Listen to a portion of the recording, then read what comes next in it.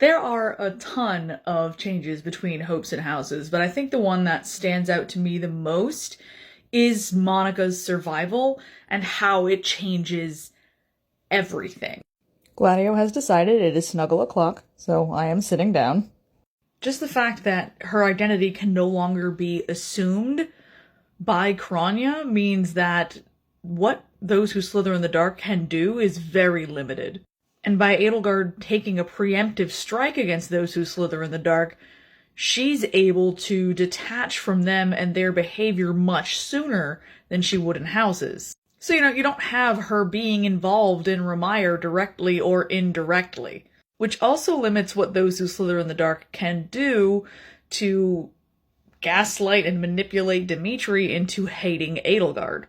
Because they can't influence what she does or frame her for anything, it removes a lot of that tension and that animosity. I've also heard people mention that because Monica wasn't replaced by Kronya, that Geralt won't be in danger, but Byleth didn't even go to Garreg Mach, so Byleth and Geralt were safe because they weren't even there, so it's a weird twist on that one. The biggest threat to Byleth at that point is Shez, and I mean that's confirmed in the fact that as the player you can, in fact, unalive Geralt.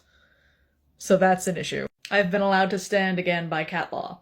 But basically, those who slither in the dark are more focused on Shez, and Shez is focused on Byleth. Although less so as time goes on, which is a problem for Shez's +1.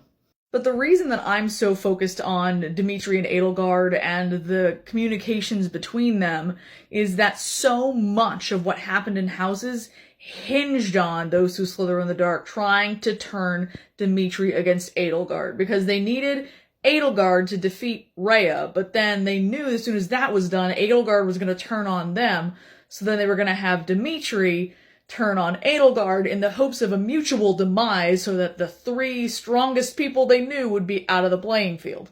They weren't planning for Byleth, so surprise!